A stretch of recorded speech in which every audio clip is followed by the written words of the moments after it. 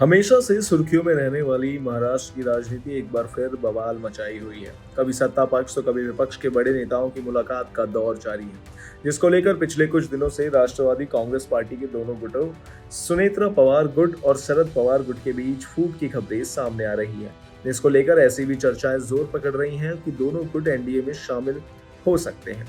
हालांकि जब एनसीपी के प्रमुख शरद पवार से इन कयासों को लेकर सवाल किया गया तो उन्होंने चुप्पी साध दी।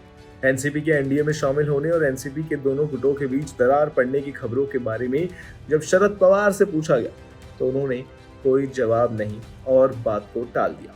उन्होंने सिर्फ इतना ही कहा कि इस समय ये सवाल पूछना उचित नहीं है। दरअसल आपको बता दें कि पिछले कुछ दिनों से शरद पवार के एनडीए में शामिल होने की अटकलें लगाई जा रही थी। बीते दिनों शरद पवार ने डिप्टी सीएम एकनाथ शिंदे से मुलाकात की थी, जिसके बाद ये चर्चा और तेज हो गई।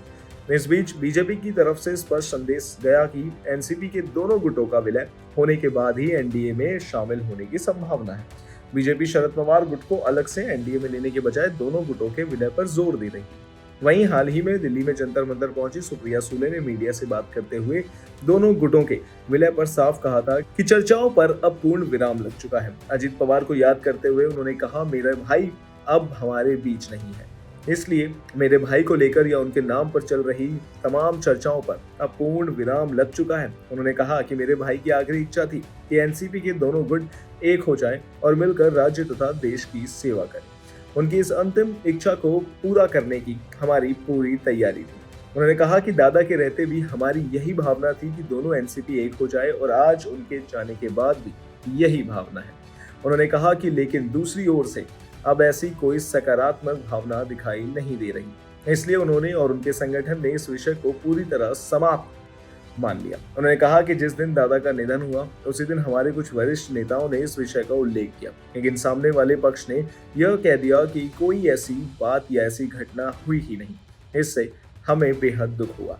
आपको बता दें कि साल 2023 में एनसीपी दो गुटों में बढ़ गई थी। शरद पवार के भतीजे अजीत पवार ने बगावत करते हुए कई वरिष्ठ सहयोगियों के साथ अलग होकर महाराष्ट्र में बीजेपी शिवसेना सरकार में शामिल हो गए थे। इसके बाद चुनाव आयोग ने अजीत पवार गुट को पार्टी के नाम और चुनाव चिन्ह का असली हकदार माना था।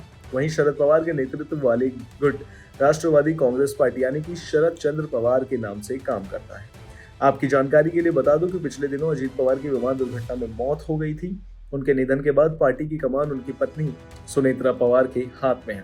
उनके निधन से पहले इस बात को लेकर चर्चा जोरों पर थी कि चाचा भतीजे एक बार फिर एक साथ आएंगे। दोनों गुटों ने पुणे और अन्य जगहों पर निकाय चुनाव में गठबंधन भी किया था। दोनों पार्टियों के बीच बातचीत काफी आगे बढ़ गई थी, लेकिन अजीत दादा की मौत ने इन सभी कोशिशों को पटरी से उतार दिया। इस जानकारी में फिलहाल इतना ही। ऐसे ही तमाम खबरों के लिए देखते रहिए भारत एक्सप्रेस।